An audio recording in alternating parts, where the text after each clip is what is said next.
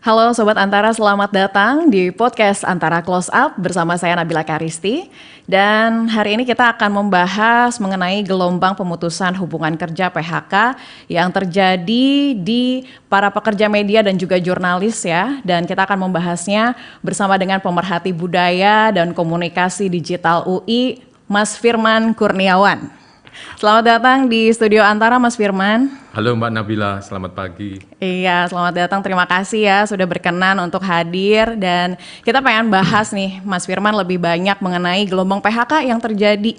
Yang ternyata tidak hanya di sektor industri lain begitu, melainkan juga industri media juga saat ini dalam kondisi yang memprihatinkan. Mungkin boleh cerita dulu Mas Firman, ini sebenarnya respon Mas Firman sebagai pemerhati ini seperti apa, kemudian penyebabnya dari mana, silakan. Ya. Pertama saya ingin menyampaikan turut prihatin kepada teman-teman jurnalis, para pekerja media yang mungkin bernasib kurang beruntung di PHK. Tetapi sebetulnya kalau kita berbicara tentang peristiwa PHK ini, bisa dibilang itu soal waktu. Sebetulnya ketika internet masuk, ini ada sebuah statement ketika internet masuk itu sebetulnya biaya informasi menjadi gratis. Jadi industri penyiaran, industri pers yang selama ini menjalankan usaha dari sistem informasi ini akan terkena dampaknya. Semua orang bisa memproduksi informasi, semua orang mendistribusi informasi.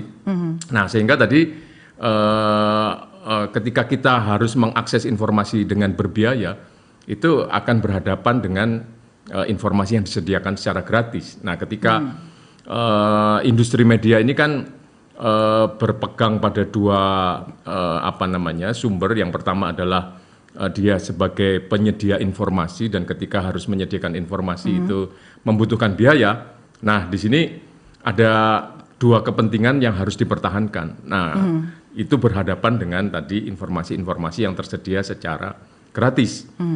Semakin gratis, semakin menekan industri yang menyediakan secara berbayar. Itu yang terjadi, Pak. Betul. Padahal juga di awal kita kalau lihat ya, ternyata ketika internet masuk sebetulnya goncangan yang terjadi ini kan akan berpengaruh besar terhadap media cetak. Tapi ternyata sekarang media televisi udah nggak berapa lama dari media cetak mungkin sedikit turun ya. Betul. Untuk masyarakat bisa mengonsumsi media cetak. Ini kemudian sekarang TV bahkan secara besar-besaran, akhirnya perusahaan media TV sekarang ya bisa dikatakan sulit ya untuk mengembalikan kembali break even point lah ibarat kalau dari sisi bisnis begitu. Kalau Mas Firman melihatnya seperti apa nih? Ya, selama ini baik industri penyiaran maupun pers tadi yang menjual informasi ini kan bertumpu pada model yang kita sebut sebagai segitiga konsumen. Konsumen informasi dalam hal ini adalah audiens atau halayak, kemudian para pengiklan, dan kemudian industri tadi sebagai penyedia informasi. Nah, para pengiklan ini sampai kapanpun sebetulnya membutuhkan medium untuk memasarkan produk-produk mereka. Sesungguhnya mereka membutuhkan industri penyiaran. Kemudian yang kedua, sampai kapanpun yang namanya konsumen atau halayak itu membutuhkan informasi apapun, berita, dari platform manapun sebenarnya. Dan platform manapun. Nah, persoalannya adalah ketika datang disrupsi atau gangguan berupa medium-medium digital. Nah, peran dari industri penyiaran ini menjadi tergeser. Kalau ada gium dari Marshall McLuhan, the medium as the message, pada saat itu untuk menyampaikan message ini membutuhkan media. Betul. Nah, tetapi ketika tersedia media dalam bentuk apapun, kemudian bahkan dalam disediakan dalam kondisi yang gratis, maka persoalan sudah bukan pada media, tapi konten. Nah, sekarang ketika semua orang bisa memproduksi konten, mendistribusi konten dengan berbagai macam tingkat kualitas, mulai yang paling buruk sampai paling baik, nah maka tadi ketersediaan informasi ini yang dibutuhkan oleh halayak tersuplai secara penuh. Nah, sekarang tinggal pengiklan ini melihat di mana titik-titik perhatian ini berlabuh. Nah, ternyata tadi terjadi persaingan antara industri yang secara resmi menjual informasi dengan mereka yang amatir menyediakan informasi, tapi menarik. Nah, sekarang para pengiklan ini akhirnya melihat titik-titik perhatian ini. Inilah yang menekan dari industri penyiaran maupun pers tadi. Iya, betul. Dan digitalisasi ini juga rasanya merubah perilaku masyarakat ya dalam mengonsumsi informasi. Dan mungkin kalau kita lihat juga sebenarnya nggak fair ya, Mas Firman, kalau menurut saya ketika kita bandingkan TV ini kan modalnya besar. Betul. Dimana ketika dia mau membangun perusahaan televisi itu tidak serta-merta hanya dibangun di Jakarta saja, di nasional. Melainkan dia harus bangun juga nih di sejumlah titik di daerah-daerah supaya tidak ada monopoli lah ibaratnya ya. Monopoli persaingan dari siaran, kemudian bisnis itu sendiri. Dan kalau misalnya kita bandingkan dengan kehadiran media sosial yang langsung datang begitu aja tanpa ada mungkin regulasi gitu ya kalau kita katakan, ini kasihan sebetulnya untuk perusahaan TV yang modalnya sudah habis, dia pengiklannya juga kurang karena jatuh ke platform digital dan akhirnya juga tidak bisa memanfaatkan yang tadi ibarat kata prime time yang biasa dimanfaatkan oleh para pengiklan, akhirnya jatuh ke platform digital begitu kan, platform sosial media. Ini Mas Firman melihatnya seperti apa? Apa sebetulnya yang harus regulasi seperti apa supaya bisa menjadi penyeimbang begitu agar fairness atau keadilan dari kehadiran platform digital ini juga sebenarnya bisa membawa hal baik begitu ya untuk perusahaan televisi tadi. Betul sekali tadi istilah Mbak Nabila, terjadi persaingan yang tidak fair. Jadi memang betul kalau kita ngomong industri pers misalnya, itu untuk menyiarkan informasinya diawasi oleh Dewan Pers. Kemudian industri penyiaran ketika menyiarkan informasinya harus diawasi oleh KPI. Kemudian industri perfilman oleh lembaga sensor nasional. Jadi aturannya banyak. Iya. Kemudian juga yang menyangkut pekerjanya ada departemen sendiri, Depnaker, itu turut mengatur apakah kesejahteraan para karyawannya ini diperhatikan atau tidak. Lalu tiba-tiba datang yang namanya platform dimulai dari Facebook, sebetulnya dulu ada Friendster tapi yang meraksasa adalah Facebook, kemudian diikuti oleh YouTube, diikuti oleh Twitter. Nah, semua orang bisa memproduksi tanpa harus lewat sekolah komunikasi, tanpa harus ada kecakapan kenal skill ya sebenarnya. Mereka tidak perlu dituntut dengan etika penyiaran, penyebaran informasi. Itu yang penting adalah menarik. Nah, sehingga dan itu diletakkan di platform yang gratis. Maka seperti YouTube, Facebook dan sebagainya tadi bisa menyiarkan informasi dengan gratis. Dan bahkan dia dapat iklan. Nah, itu yang tadi disebut dengan persaingan yang tidak sehat. Tergilaslah industri penyiaran informasi yang profesional yang sudah ada. Nah, disinilah perlu regulator. Pemerintah harus melindungi industri informasi yang profesional ini, tadi penyiaran, perfilman, kemudian pers ini harus dilindungi. Sebetulnya di undang-undang penyiaran dan yang terkait dengan informasi itu sebetulnya ada upaya untuk meminta imbal balik dari platform. Jadi informasi-informasi yang dimuatkan di Facebook dan sebagainya, ketika mereka dapat iklan, para pelaku industri ini juga dapat bagian. Tapi kan mereka mungkin saking kuatnya menjadi, wah nggak bisa, Anda kan sudah dapat platform gratis dari kami, justru informasi Anda tersebar luas, Anda sudah untung seperti itu. Nah, sehingga itu tadi, regulasi yang ada ini tidak bisa segera menyelamatkan industri informasi yang profesional. Ini yang terjadi hari ini. Nah, sehingga untuk jalan keluarnya adalah menemukan sebuah model bisnis baru. Bahwa hari ini media digital ini semakin merebak dan menjadi digandrungi ya untuk semua kalangan begitu, karena lebih praktis, mudah. Mau tidak mau industri informasi profesional ini harus mengubah model bisnisnya ke sana. Dan Seperti itu.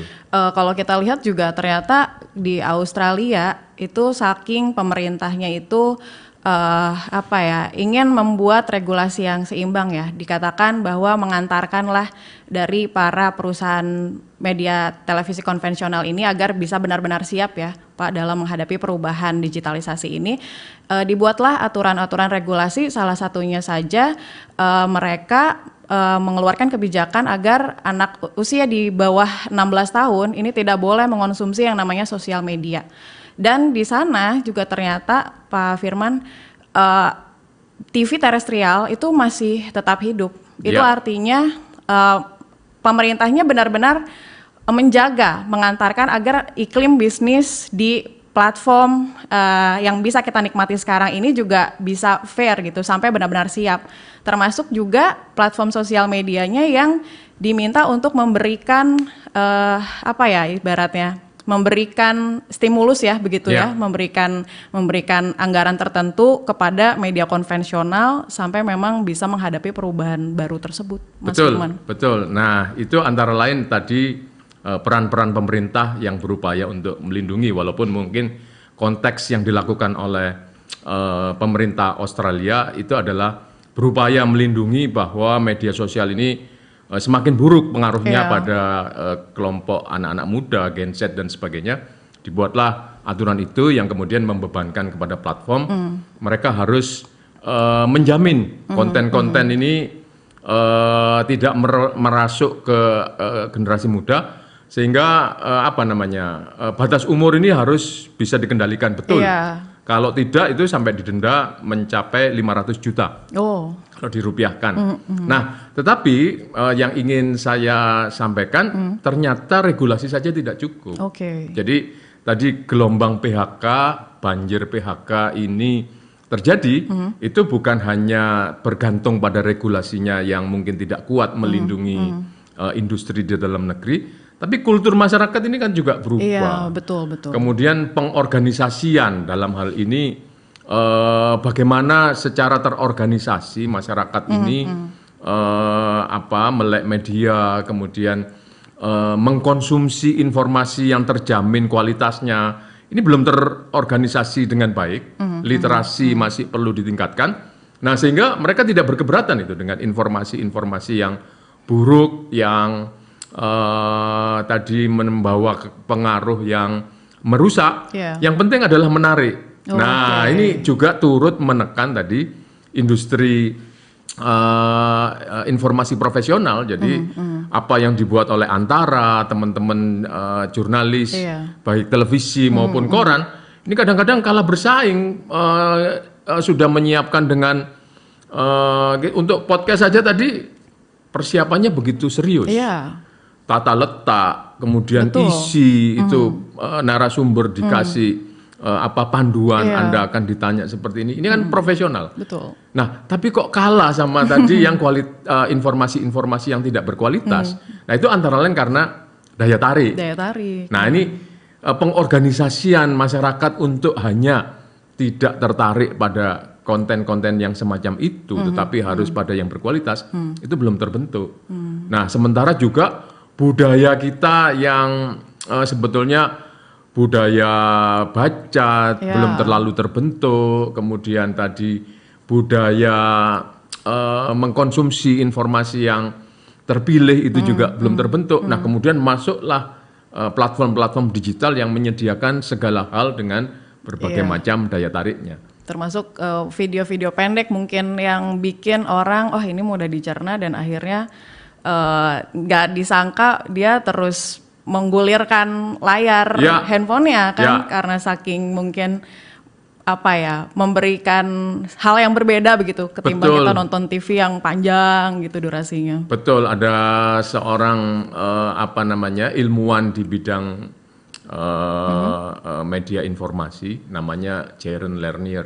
Ini beliau sampai sangat ekstrim menyarankan berhentilah Anda bermedia sosial hari ini juga, karena menurut dia media sosial ini adalah bentuk candu yang sebetulnya candu ini kan dilarang, tapi ini dilegalkan oleh negara. Jadi kita kecanduan tetapi dibiarkan oleh negara ini adalah bentuk kecanduan terhadap media sosial. Nah, kemudian muncullah kan berbagai macam ekses akibat seperti mereka yang mengkonsumsi media sosial terus-menerus menjadi depresi, menjadi brain rot, menjadi popcorn brain, otaknya itu seperti popcorn meletup-meletup. Karena kalau kita lihat kan informasi dari media sosial itu begitu cepat. Temanya berubah dari satu tema ke tema yang lain. Jadi kalau diibaratkan otak ini memberi satu perhatian, belum selesai ada hal yang lain. Jadi kayak popcorn. Overload. Nah itu akhirnya tadi otaknya menjadi dalam bahasanya kalau brain rot ini kan otak yang membusuk. Nah itu karena tadi terlalu lama terpapar oleh konten-konten yang tidak berkualitas. Iya, betul. Nah ini sebuah kultur baru yang terbentuk. Kita tidak perlu menuduh platformnya apa, tetapi itu ternyata sangat mempengaruhi anak-anak muda kita. Betul-betul. Dan dari kegemaran anak-anak muda kita ya yang mengkonsumsi sosial media, sampai akhirnya kita bisa melihat bahwa digitalisasi ini sebetulnya musibah ataukah berkah gitu. Saya sendiri sebagai jurnalis masih bingung ya untuk menjawab itu, karena di sisi lain kita membutuhkan ya digitalisasi itu yang kita katakan salah satunya AI nih Pak, Mas Firman. AI kita katakan ini sangat membantu kita ya untuk mempermudah hari-hari, membuat menjadi praktis. Ya. Apakah AI ini ketika kita gunakan dalam keseharian terutama dalam proses jurnalistik, menurut Mas Firman sendiri seperti apa nih? AI akan menawarkan banyak hal-hal yang baru, wawasan baru yang tidak terduga karena dia merupakan kumpulan data yang besar. Jadi kalau Mbak secara ringkas mendalami apa itu AI, itu kan sebuah perangkat, sebuah sistem komputasi yang diinput oleh data yang besar, kemudian membangun algoritma, kemudian membangun pengetahuan. Jadi dari data membangun informasi, membangun pengetahuan. Nah, karena pengetahuan ini disusun oleh informasi yang begitu masif, yang terkumpul dari Google, dari media sosial, dari aplikasi-aplikasi orang di seluruh dunia, sehingga sintesa pengetahuannya ini menjadi luar biasa hebat sebetulnya. Tetapi di dalamnya juga masuk informasi-informasi yang buruk, tidak terverifikasi, kemudian tidak berkualitas, bercampur tadi dengan informasi yang terstruktur, yang memang direncanakan.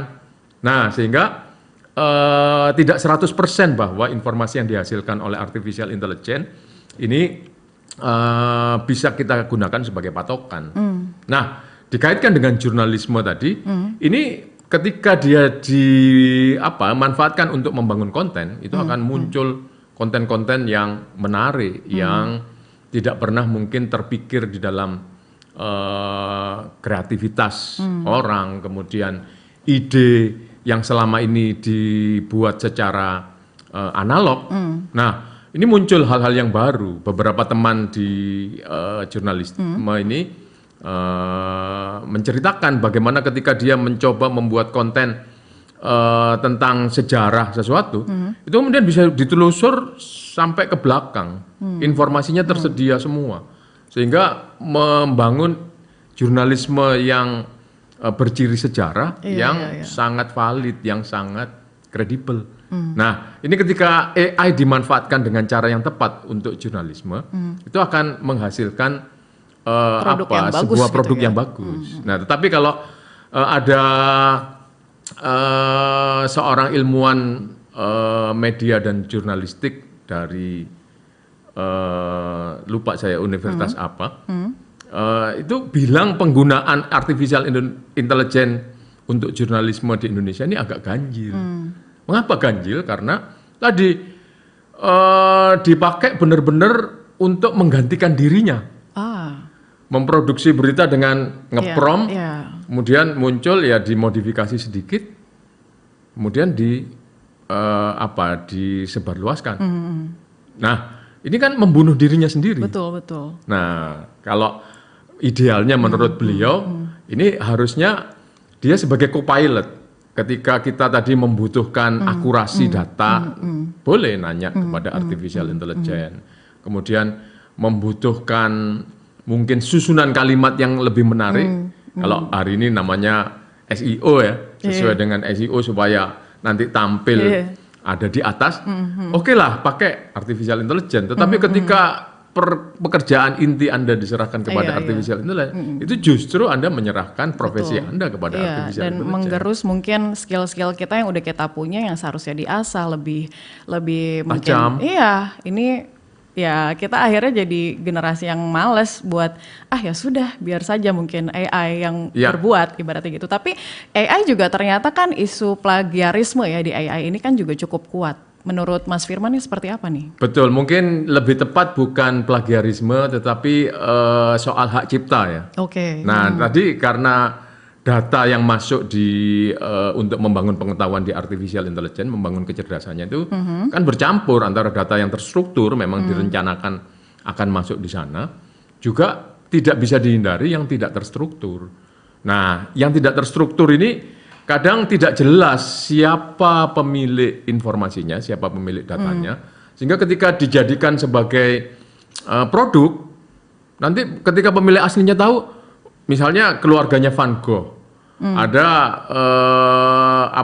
fasilitas artificial intelligence yang bisa diperintah untuk buatkan saya sebuah lukisan yang bertipe lukisannya Van Gogh. Nah, misalnya, akan diberikan hasil yang memuaskan di sana. Nah, tetapi kemudian keluarganya akan melihat, loh ini kan gaya dari kakek moyang saya, kok dia nggak izin, kok dia perjualbelikan. Nah, di situ ada isu yang namanya hak cipta. Beberapa peristiwa di pengembangan platform itu banyak para penyedia data hari ini menuntut kepada pengembang platform, Anda sudah pakai data saya untuk pelatihan machine learning Anda, tapi tidak izin kami. Nah, itu sampai ke pengadilan. Nah, ini di dunia jurnalisme ketika tadi tidak digunakan secara selektif, itu akan berhadapan dengan tuntutan-tuntutan masalah hak cipta. Tadi yang Mbak sebut sebagai plagiarisme dan sebagainya ini akan menjadi problem di depan kalau tidak berhati-hati. Betul. Seperti itu. Dan bicara soal persaingan juga nih, Mas Firman, antara media konvensional dan juga media digital saat ini ya, sosial media. Ini kan kalau kita lihat media konvensional katanya dituntut harus kreatif nih, karena ya supaya bisa menarik perhatian audiens yang lebih banyak sebagaimana sosial media. Bagaimana kemudian proses pembaruan seperti apa sebetulnya yang diperlukan oleh media konvensional agar itu tadi bisa bertahan ya di ekosistem industri media sekarang ini? Nah, tadi pertama adalah kalau kita berbicara medium apapun untuk mendistribusikan informasi itu sudah tersedia. Nah, sehingga persoalannya yang dihadapi oleh industri informasi ini adalah konten. Bagaimana informasi yang dikemas sebagai konten ini mampu membangun daya tarik.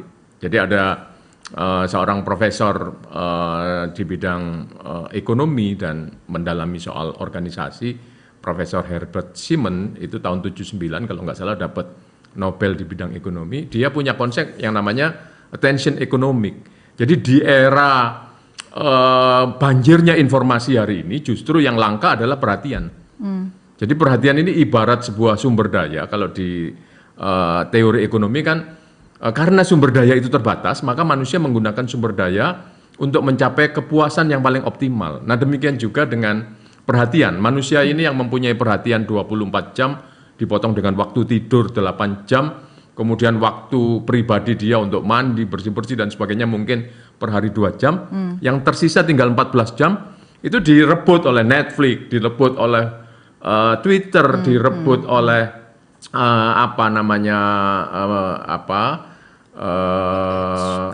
short video dari berbagai macam platform. Nah, sehingga kita secara intuitif itu akan bergerak untuk mencari bagaimana informasi ini saya labuhkan pada hal yang paling menarik. Nah, sehingga tadi terjadi perlombaan membangun konten yang menarik. Nah, kalau kita menggunakan diagram normal seperti lonceng yang tertelungkup, pusat perhatian ini ada di sisi paling kanan dan paling kiri. Yang paling kanan ini adalah konten yang paling bagus, berkualitas, menarik. Yang kiri ini paling busuk, yang buruk. Nah, tetapi ini sama-sama menarik perhatian nih, kiri dan kanan, ekstrem kiri dan kanan. Tapi yang paling kanan ini biaya produksinya mahal. Kita lihat podcast seperti Antara ini Iya. atau podcastnya Pak Main Gita behind-nya Wirjawan. banyak gitu kan. Nah, itu biayanya mahal, upayanya sangat tinggi, Iya. effortnya sangat tinggi. Effortnya, Sementara yang di kiri makan Indomie dicampur deterjen, kemudian orang yang bisa memakan berbagai macam serangga, Betul. itu kan menarik perhatian. Iya, dan dia cuman mengandalkan handphone, dia edit sendiri, dia jadi reporternya ibaratnya gitu, Nah. kameramennya dia sendiri. Biayanya hampir nol. Iya. Nah, tetapi karena tadi langka, akhirnya perhatian jatuh ke sana. Nah, bagi para pemasang iklan, kan nggak peduli mau bagus mau buruk. Yang penting perhatian ada di mana, dipasanglah iklan di situ. Sehingga media-media yang menghasilkan konten yang baik tadi tertekan oleh persaingan yang semacam itu. Nah, itu yang terjadi. Sehingga bukan berarti lembaga-lembaga seperti Antara atau pers atau penyiaran yang profesional ini harus menurunkan kualitasnya menjadi membuat konten yang buruk. Tetapi bagaimana caranya membangun informasi yang menarik tetapi berkualitas. Atau kita balik, bagaimana informasi ini tetap berkualitas tetapi dikemas dengan sangat menarik. Dan itu banyak sekali. Ada sebuah lembaga pemerintah, katakanlah seperti BMKG, itu kalau kita ngomong, ini kan ngomongin cuaca, ngomongin gempa. Tapi coba, yang mengikuti informasi dia itu setiap hari semakin bertambah karena mampu mengemas informasi. Nah, selain dibutuhkan juga nggak sekedar hari ini akan turun hujan, tetapi dia bisa mengemas karena kelembapan cuaca hari ini sekian persen, maka inilah waktunya Anda untuk mengajak jalan-jalan binatang peliharaan Anda. Inilah waktunya Anda untuk mencuci mobil Anda. Nah ini jadi dikemas menjadi berguna untuk orang. Jadi bukan sekedar akan turun hujan, curah hujan sekian, kelembaban udara sekian, suhunya sekian derajat. Itu dry, itu menjadi kering dan tidak bermakna. Tapi ketika dimaknai menjadi berguna, kalau dikomunikasikan ada proximity, dekat dengan kebutuhan orang. Nah itu akan menjadi hal yang menarik. Nah itu mungkin industri informasi profesional, tantangannya adalah tetap menyediakan informasi yang berkualitas, karena ini sampai kapanpun akan dibutuhkan, tapi dikemas secara menarik. Dan juga mungkin kita bisa mirroring juga gitu ya Mas. Betul. Ya, dengan platform-platform yang ada, sementara menunggu UU dari penyiaran mungkin ada nanti dirubah sama pemerintah dan dimasukkan, akhirnya intinya gelombang PHK ini tidak semakin semakin menjalar dari waktu ke waktu, karena sayang juga ya Mas Firman kalau misalnya gelombang PHK ini terus terjadi di mana misalnya perusahaan media tidak cuan gitu ya ibaratnya dari mengandalkan dari iklan tadi, maka ya lambat laun jurnalis-jurnalis juga akhirnya berkurang, dan yang menjadi garda informasi terdepan atau yang menjadi check balance dari sebuah negara itu sendiri, karena kalau kita lihat kan jurnalisme ini adalah menjadi pilar keempat ya dari demokrasi. Nah, dari Mas Firman sendiri prediksinya nanti akan seperti apa sih Mas? Ya itu tadi, apalagi kalau kita ngomong demokrasi ini kan mengandalkan suara rakyat. Suara rakyat ini perlu medium. Mediumnya adalah tadi industri pers dan penyiaran. Kalau kita lihat bagaimana Amerika ini menjadi negara demokratis yang kuat, itu karena lembaga penyiaran dan persnya ini kuat untuk mengontrol pemerintah. Jadi selain ada eksekutif, legislatif yang mengontrol, pers itu sebagai perwujudan masyarakat mengawasi secara langsung, itu memang benar-benar kuat. Sehingga mau tidak mau, sampai kapanpun ini dibutuhkan kalau kita masih tetap menganut negara demokratis. Nah, sehingga tadi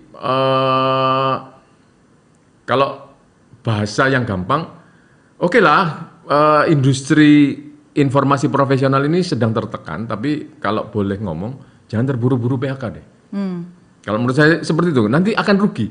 Karena apa? Kalau disediakan waktu agak sedikit lebih lama sebelum di PHK, diarahkan tadi memakai artificial intelligence, satu bisa menghasilkan kreativitas informasi yang lebih berkualitas, gitu ya. Lebih hidup, lebih menarik, kemudian juga bisa menempatkan dia, bisa digunakan sebagai teman untuk berdiskusi, si artificial intelligence ini. Di tempat mana saya harus menempatkan iklan ini supaya mendapatkan perhatian yang tinggi, itu kita bisa ngobrol sama artificial intelligence. Jadi bukan hanya informasi dan temanya apa, bukan bagaimana cara penyajiannya saja seperti apa, tapi iklan apa yang cocok itu bisa ngobrol sama artificial intelligence. Nah, artinya apa? Sebelum tadi gelombang PHK ini menjadi semakin besar, berilah kesempatan untuk memanfaatkan teknologi yang baru ini untuk membuat industri informasi ini menjadi berbeda dan tetap berguna. Kalau tadi sudah terburu-buru di PHK, kemudian baru ketemu cara pakai teknologi yang baru ini, nanti rugi. Nah ini menurut saya kita lebih dulu mengadaptasi perkembangan yang terbaru. Kalau menurut saya seperti itu. Iya. Intinya kita harus bisa dengan bijak juga ya menggunakan AI tadi, karena Betul. ternyata ada sisi manfaat lain sebetulnya. yang Banyak bisa sekali didapatkan. manfaatnya, walaupun ada juga kelemahan-kelemahannya. Dan kalau kita lihat berkaca ke negara-negara lain seperti di Inggris, di Amerika, di Italia, itu memang walaupun keadaan ekonominya katakanlah relatif baik-baik saja, tapi PHK terhadap industri penyiaran dan pers ini Justru terjadi juga. dan sangat besar. Wow. Bahkan dibilang ini adalah PHK yang terburuk dalam 25 tahun terakhir. Wow. Nah, kenapa dalam keadaan ekonomi yang baik-baik saja terjadi PHK? Karena para investor dan para CEO ini tertarik pada artificial intelligence, mereka mengalihkan biaya SDM-nya kepada pembelian perangkat-perangkat baru. Jadi ingin nyoba rasanya AI ini kayak apa? Kita batasi dulu deh biaya SDM, kita potong yang nggak perlu. Nah, Indonesia mungkin mempunyai tantangan yang lebih kompleks. Tadi selain ekonomi kita masih sedang berusaha bangkit kembali dari tekanan yang cukup berat. Kita lihat pasar kerja juga menurun, melemah. Kemudian tadi Mbak sebutkan PHK di industri penyiaran besar maupun industri-industri yang lain, tekstil, Seritek kemarin dan sebagainya cukup besar. Panasonic ini juga mengancam akan merumahkan karyawannya.